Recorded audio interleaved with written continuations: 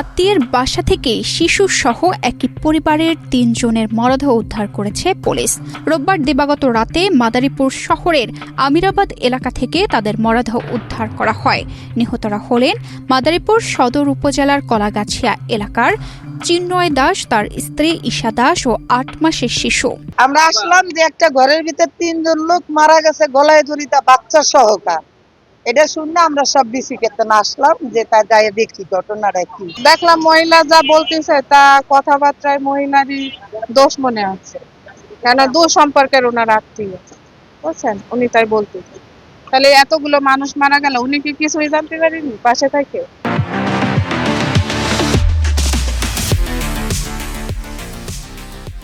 মাদারীপুর সদর মডেল থানার ভারপ্রাপ্ত কর্মকর্তা আবুল কালাম আজাদ জানান, শহরের আমিরাবাদ এলাকার মৃত বীরেন্দ্রনাথ দত্তের স্ত্রী শান্তনা রানী চন্দ্রের বাসায় ৩ বছর ধরে ভাড়া থাকেন গোপালগঞ্জের মুকসুদপুর উপজেলার সাতপাড়া এলাকার ইতালি প্রবাসী যতীন বাইরের স্ত্রী মিষ্টি বাইরি। রোববার বিকেলে চাচাতো ভাই পরিচয় দিয়ে ওই বাড়িতে আসেন চিন্ময় দাস সহ পরিবারের ৩ সদস্য।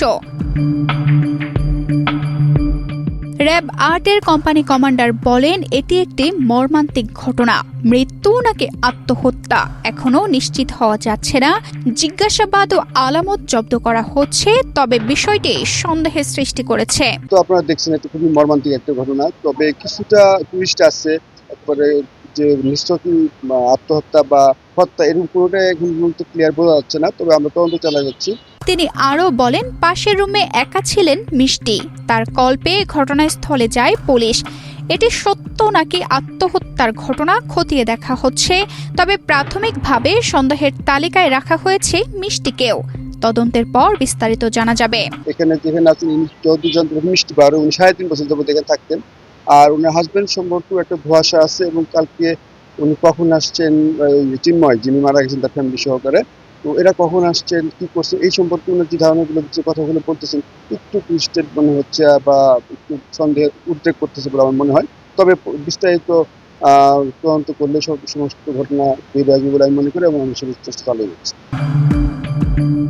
তানজিদা রহমান, ইনায়া, বাংলাদেশ প্রতিদিন।